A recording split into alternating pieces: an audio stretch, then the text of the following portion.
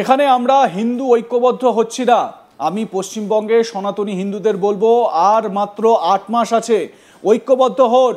আজকে যদি ন্যূনতম ৭০% হিন্দু এক হয়, এখানে যে সরকারটা হবে সেটা অসম উত্তরপ্রদেশের মতো সাইজ হয়ে যাবে। ২৬-এর ভোটের আগে বাংলায় ভোট দখলের খেলা খেলে দিলেন শুভেন্দু অধিকারী। ভোটে জিততে শুভেন্দুর নিখুঁত প্ল্যান কষে রেখেছেন। শুভেন্দু অধিকারী কি বলেছেন এক ঝলক শোনাই আপনাদের, শুনুন।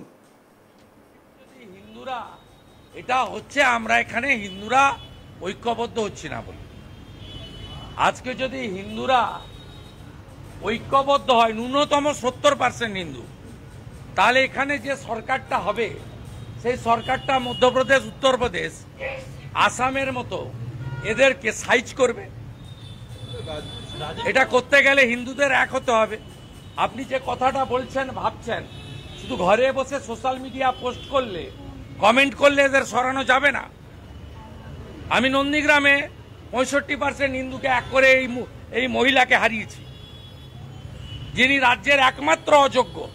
১১ কোটি লোকের কেউ অযোগ্য নয়, এই একমাত্র অযোগ্য।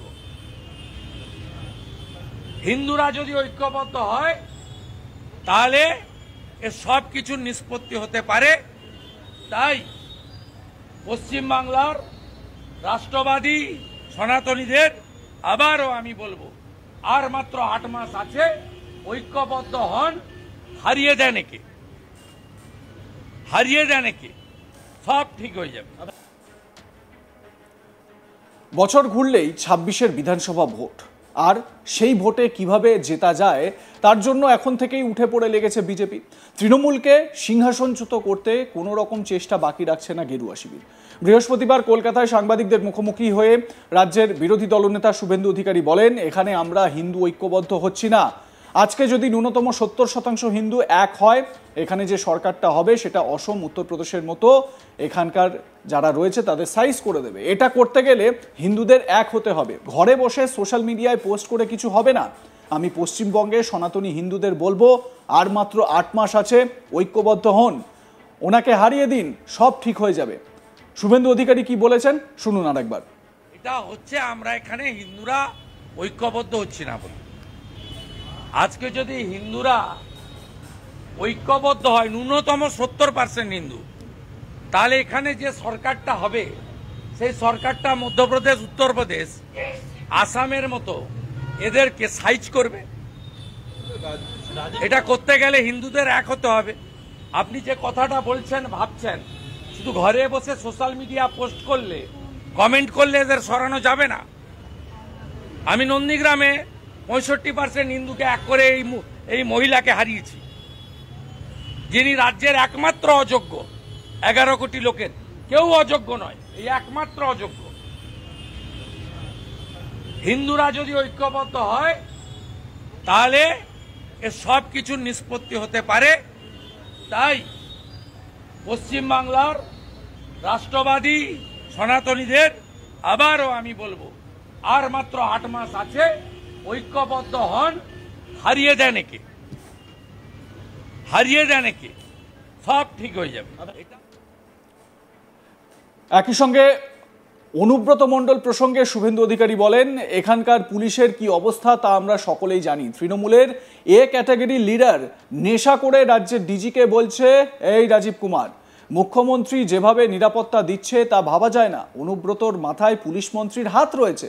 কি বলেছেন শুভেন্দু শুনুন। আইসি এখানকার পুলিশের কি অবস্থা সবাই আমরা জানি। গুরুগাঁওতে চলে যায় কলেজ ছাত্রীকে তুলে আনার জন্য। 4-5 টাইম টিএমসির এ ক্যাটাগরির leader, very close to Mamata Banerjee,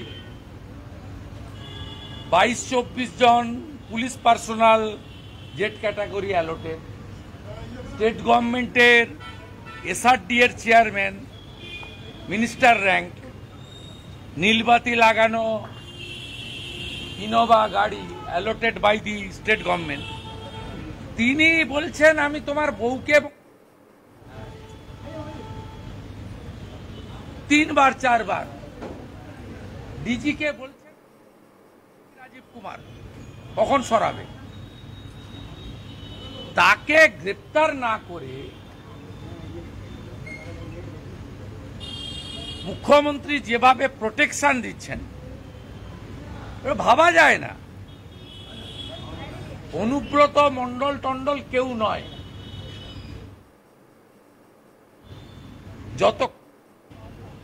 যত জঙ্গি, যত জিহাদি, যত রোহিঙ্গা অনুপ্রবেশকারী, যত চোর টেন্টেড, সকলের একমাত্র প্রোটেক্টর, আর্কিটেক্টর এবং ছাতা তার নাম হলো মমতা। বলছি শর্মিষ্ঠা যদি বাজেয়াপ্ত হলো না, তিনি 2 ঘন্টা এসপি অফিসে পিছন দরজা দিয়ে ঢুকে বসেছিলেন, ফোনটা বাজেয়াপ্ত করলো না পুলিশ।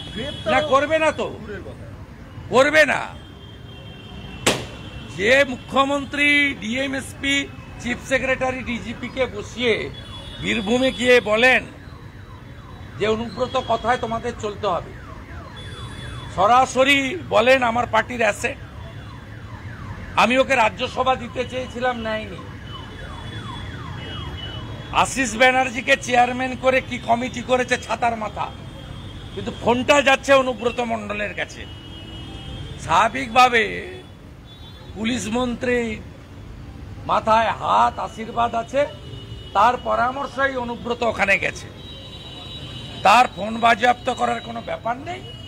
ওই বেচারি হালদার হিন্দু বাড়ির ছেলে, তার 2টো ফোন বাজেয়াপ্ত হয়েছে এবং তিনি সাসপেন্ডও হবেন। অর্থাৎ শুভেন্দু অধিকারী ভোটের আগে কিভাবে ক্ষমতায় আসা যায় সেই হিসেবটা কিন্তু বুঝিয়ে দেওয়ার চেষ্টা করলেন এবং তিনি এটা বললেন যে 70% হিন্দু যদি এক হয় তাহলে সরকারে আসা বিজেপির সময়ের অপেক্ষা, ঠিক যেরকম অসমে হয়েছে, ঠিক যেরকম উত্তরপ্রদেশে হয়েছে। কি বলেছেন শুভেন্দু, শোনাবো আর একবার। এটা হচ্ছে আমরা এখানে হিন্দুরা ঐক্যবদ্ধ হচ্ছি না বলে। আজকে যদি হিন্দুরা ঐক্যবদ্ধ হয়, ন্যূনতম 70% হিন্দু, তাহলে এখানে যে সরকারটা হবে সেই সরকারটা মধ্যপ্রদেশ, উত্তরপ্রদেশ, আসামের মতো এদেরকে সাইজ করবে। এটা করতে গেলে হিন্দুদের এক হতে হবে। আপনি যে কথাটা বলছেন, ভাবছেন, শুধু ঘরে বসে সোশ্যাল মিডিয়া পোস্ট করলে, কমেন্ট করলে এদের সরানো যাবে না। আমি নন্দীগ্রামে 65% হিন্দুকে এক করে এই মহিলাকে হারিয়েছি, যিনি রাজ্যের একমাত্র অযোগ্য। 11 কোটি লোকের কেউ অযোগ্য নয়, এই একমাত্র অযোগ্য। হিন্দুরা যদি ঐক্যবদ্ধ হয় তাহলে এ সব কিছুর নিষ্পত্তি হতে পারে।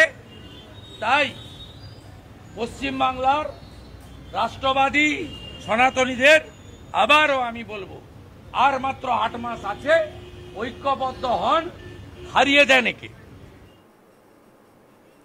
লাইক, কমেন্ট, শেয়ার করতে ভুলবেন না। দেখতে থাকুন আজ তাক বাংলা। সাবস্ক্রাইব করুন আমাদের ইউটিউব চ্যানেলটি, বেল আইকন প্রেস করুন নোটিফিকেশন পেতে।